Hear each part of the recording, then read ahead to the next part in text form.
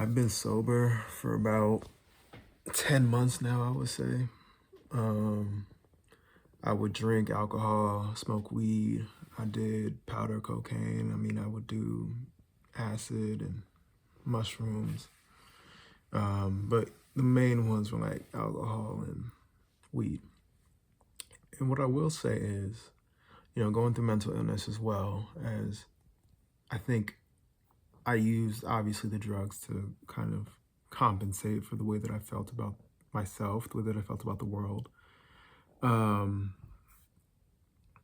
but I was very happy with my doctor when I was still in law school. I think it was October, November when I started or stopped, I guess. Um, she was like,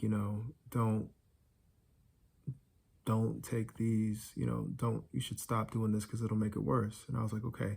I think it just took me to a little bit to find someone to like be there with me on the way through to say, hey, this is not helpful. Because I think inside I knew all along. Last summer was terrible. Like I would drink every weekend. I would drink multiple times a week, and I would be throwing up like multiple times, like probably not multiple times, but like probably like once a week, right? Because I would do, you know, I did bottomless, brunch every Sunday pretty much, where I got, bottomless mimosas. That's what they're called, yeah. It was like samosas, mimosas, and would go out to different clubs and stuff when I was living in DC, pretty much most of last year. And yeah, I used alcohol to numb myself from my depression without knowing that I had, I guess, depression at the time. But yeah, I think overall, just like I I hadn't realized how much I was using it as a crutch. I think now I can see it. I think now I'm even more determined not to go back to substance use.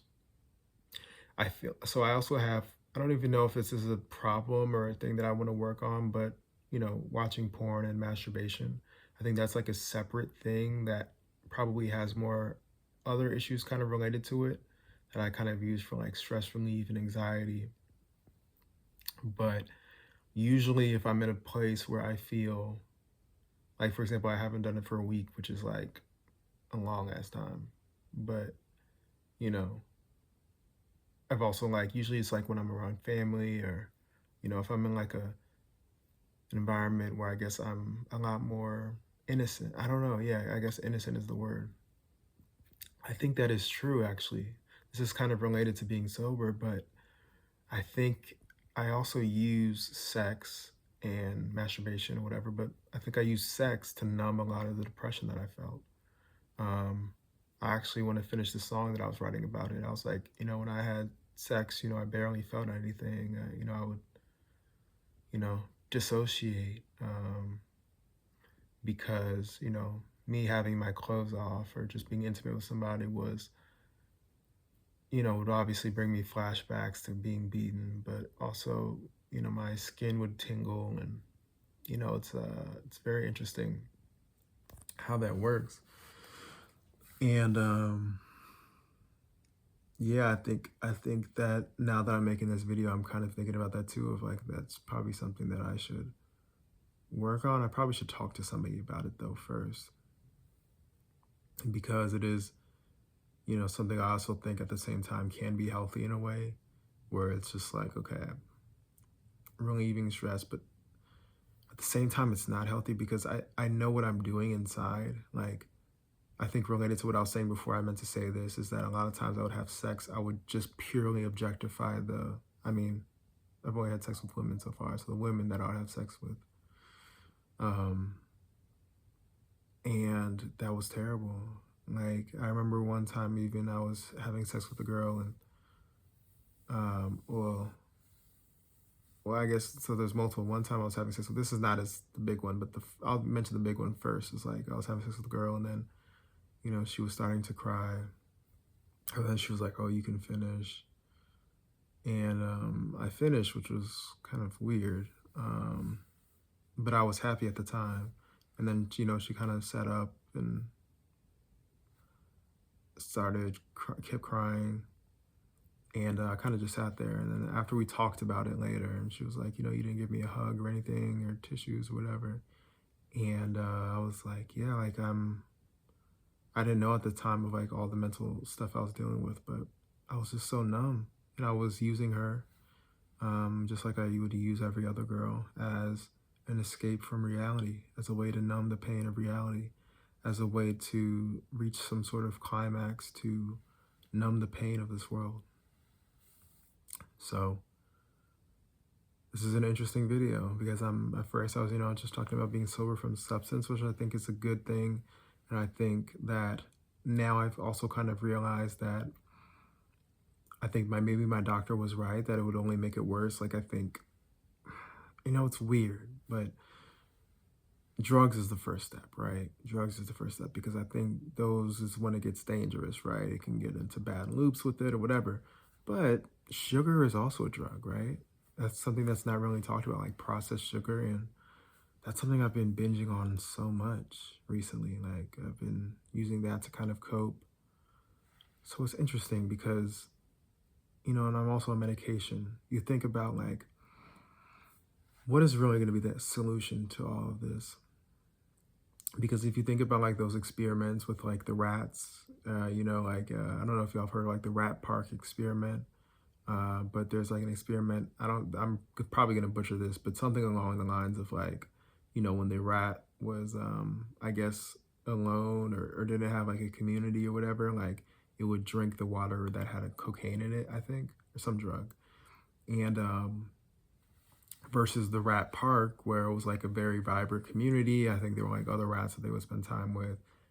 They would opt, I think they still had both options, but they would opt to drink the clean water, not the one with the substance in it, because I guess they were kind of getting that vitality and they wouldn't need the drugs to kind of compensate.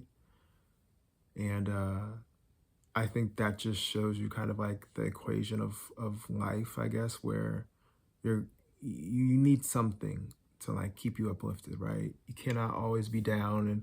And medication, I guess, can help, but it's not always the best at working for me, at least. And I think I'm gonna I was just talking to my family. I'm gonna try with the new psychiatrist just to see if they think of any other medications I can try. But yeah, like now I'm thinking about when my grandmother was on medication, and I think I went to the doctor once, and I would just think like, wow, like it was just interesting, like seeing her take medicine, not in any bad way, but just like feeling bad and, just thinking like, damn, I don't know if I can put it into words yet, but yeah, I've been sober for, I'm kind of just guesstimating 10 months because it was like last October, November. So yeah, and I don't really feel like going back to drinking or smoking or doing other drugs anytime soon. There have been situations where I could, but I decided not to. I think now that I'm potentially moving cities and will be in a new environment by myself, that'll bring new challenges, and hopefully I won't be drawn back into that pattern. Time will tell, but I think I've gotten to a strong mental place. I think, and I want to say this actually probably at the beginning, but I think one of the main things that have helped me remain sober is just knowing, like reading the David Icke books and knowing how much this world is planned against us. Like, I think just knowing that, okay, like knowing you're sick is like half the problem. Knowing that people are out to make you sick, I think motivates me to work even harder. And it's kind of sadistic, I guess, in a way, but I don't know. It just makes me realize it's like, okay, like this is, at first I was like, oh, like something's wrong with me or whatever. But I'm like, no, like this is like how the world was created, to keep people in these holes and these traps, to be sick, to always rely on millions of different people and have like only one small task that they know how to do, that they provide everybody else with, and they use this fake monopoly money that different governments across the world issue that all tie up to the same core bank, and the same people get paid. Where you have the queen who does nothing, of England making all this money for nothing. You should just look up like how much the Queen makes, per second. And then you just think about how, and that's so diverging. You think about like how money works generally, where it's like, the broker you are, the more likely you are to stay broke. And the wealthier you are, the more likely you are to amass more wealth, right? So it's like, whichever side you're on, you're pretty much you're stuck there, right? It's about crossing the bridge, right? It's crossing the chasm. But yeah, this is my sober story. Still, like I said, working on the things with like porn and masturbation and sugar addiction and eating healthy generally, just because I think dealing with the depression and PTSD, it's like some of those things like help me stay off edge so much less, being less hyper vigilant. So yeah, let me know if y'all have any sober stories. Would love to chat. Would love to hear your stories. Would love to hear any advice you have.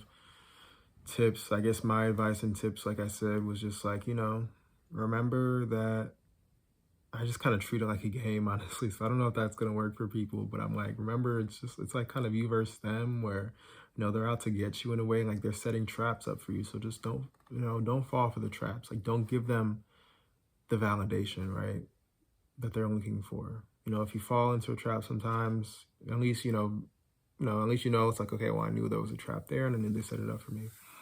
But